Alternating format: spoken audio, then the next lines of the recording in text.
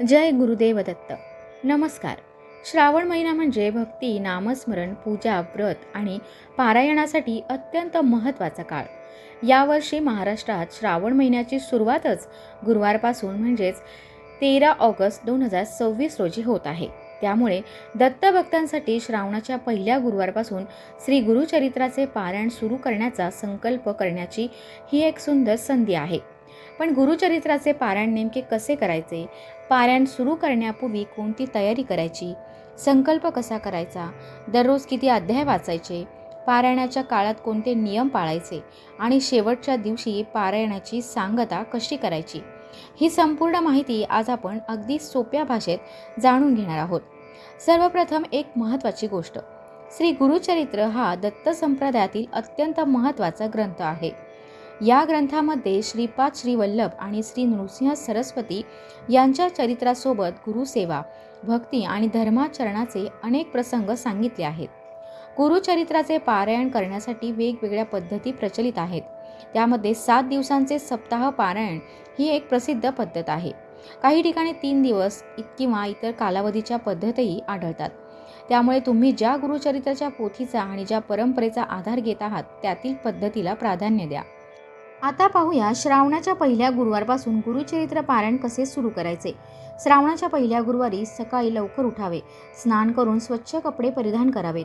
घर आणि विशेषतः देवघर स्वच्छ करून घ्यावे. देवघरात श्री दत्तात्रेय किंवा श्री गुरुचरित्राची पोथी स्वच्छ वस्त्रावर ठेवावी. पोथीला देव स्वरूप मानून तिच्यासमोर दिवा लावावा. धूप, फुले, अक्षता, हळद, कुंकू आणि नैवेद्याची तयारी करावी. सर्वप्रथम श्री गणेशाचे स्मरण करावे. त्यानंतर श्री दत्तगुरूंचे ध्यान करून आपल्या गुरूंचे स्मरण करावे.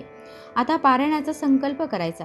उजव्या हातात थोडे पाणी आणि अक्षता घ्या आणि मनात किंवा आपल्या परंपरेनुसार संकल्प म्हणा. श्री गुरुदेव दत्त यांच्या कृपेने मी श्री गुरुचरित्र पारायणाचा संकल्प करीत आहे. माझ्याकडून हे पारायण श्रद्धेने, भक्तीने आणि निर्विघ्नपणे पूर्ण होऊ दे.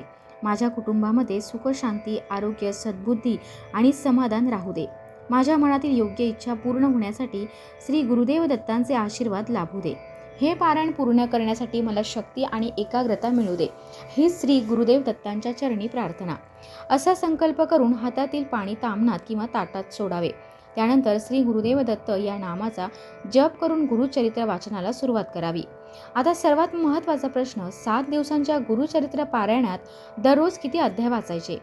यासाठी उपलब्ध पारायण पद्धतीमध्ये अध्याय विभागात फरक आढळतो. उदाहरणार्थ, एका प्रचलित 52 अध्यायी पद्धतीमध्ये पहिल्या दिवशी 1 ते 7, दुसऱ्या दिवशी 8 ते 18, तिसऱ्या दिवशी 19 ते 28, चौथ्या दिवशी 29 ते 34, पाचव्या दिवशी 35 ते 37, सहाव्या दिवशी 38 ते 43 आणि सातव्या दिवशी 44 ते 52 असे अध्याय दिले आहेत. मात्र काही गुरुचरित्र आवृत्त्यांमध्ये अध्यायाची संख्या किंवा विभागणी वेगळी असू शकते. म्हणून तुमच्या हातातील पोथीतील पारायण पद्धतीच अंतिम मानावी. जर तुम्ही वरील 52 अध्यायी सप्ताह पद्धत वापरत असाल तर पहिल्या दिवशी म्हणजेच श्रावणाच्या पहिल्या गुरुवारी अध्याय 1 ते 7, दुसऱ्या दिवशी अध्याय 8 ते 18, तिसऱ्या दिवशी 19 ते 28, चौथ्या दिवशी 29 ते 34, पाचव्या दिवशी 35 ते 37, सहाव्या दिवशी 38 ते 43 आणि सातव्या दिवशी 44 ते 52 वाचून पारायण पूर्ण करता येते. पारायण करताना शक्यतो शांत जागी आसनावर बसावे. मोबाईल बाजूला ठेवावा. वाचन करताना शक्य तितके लक्ष गुरुचरित्रावर केंद्रित ठेवावे. स्वतःला ऐकू येईल अशा आवाजात किंवा आपल्या परंपरेनुसार वाचन करावे, असा उल्लेख काही पारायण मार्गदर्शकांमध्ये आहे. पारायणाच्या काळात मन, वाणी आणि आहार यांमध्ये सात्विकता ठेवण्याचा प्रयत्न करावा. अनेक पारंपरिक मार्गदर्शकांमध्ये पारायण काळात ब्रह्मचर्य, सात्विक आहार, स्वच्छता आणि संयम यावर भर दिला जातो. मात्र तुमच्या गुरुपरंपरांनुसार नियम वेगळे असल्यास तेच पाळा. या काळात मांसाहार, मद्यपान आणि शक्य तितके तामसिक पदार्थ टाळण्याची परंपरा अनेक दत्तभक्त पाळतात. तसेच अनावश्यक वाद, राग, निंदा आणि नकारात्मक बोलणे टाळून नामस्मरण आणि शांत मन ठेवण्याचा प्रयत्न करावा. पारायणाच्या प्रत्येक दिवशी वाचन पूर्ण झाल्यानंतर श्री गुरुदेव दत्तांना नमस्कार करून प्रार्थना करावी. तुमच्या मनात एखादी इच्छा असेल तर तीही गुरुचरणी नम्रपणे व्यक्त करू शकता. पण प्रार्थना करताना फक्त इच्छा पूर्ण व्हावी एवढेच न मागता, हे गुरुदेव, माझ्यासाठी जे योग्य आहे ते मला द्या आणि मला योग्य मार्गावर चालण्याची बुद्धी द्या, अशी प्रार्थना करणे अधिक सुंदर आहे. आता येतो पारायणाच्या शेवटच्या 7व्या दिवसाचा महत्त्वाचा भाग.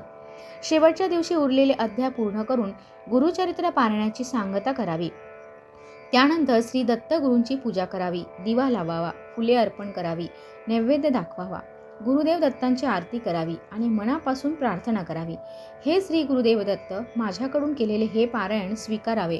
वाचनामध्ये काही चुका झाल्या असतील तर क्षमा करावी. माझ्यावर आणि माझ्या कुटुंबावर आपली कृपादृष्टी सदैव राहू द्यावी. आम्हाला सद्बुद्धी, आरोग्य, समाधान आणि भक्ती द्यावी. त्यानंतर आपल्या क्षमतेनुसार प्रसाद वाटावा. काही परंपरांमध्ये पारायणाच्या समाप्तीनंतर भोजन किंवा इतर सेवा करण्याची पद्धत आहे.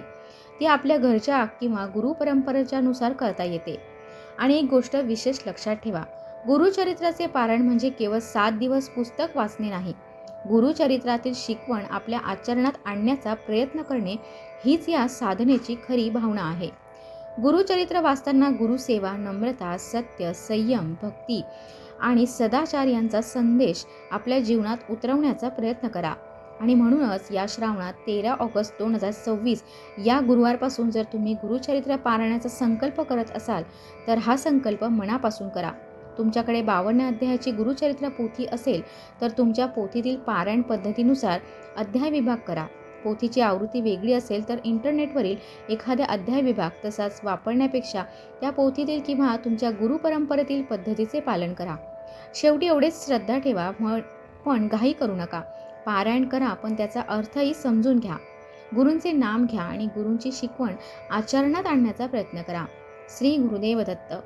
तुम्ही यावर्षी श्रावणाच्या पहिल्या गुरुवारपासून गुरुचरित्र पारायण सुरू करणार असाल तर कमेंटमध्ये श्रद्धेने लिहा श्री गुरुदेव दत्त आणि हा व्हिडिओ त्या दत्तभक्तांपर्यंत नक्की पोहोचवा ज्याला श्रावणात गुरुचरित्राचे पारायण करायचे आहे. श्री गुरुदेव दत्त.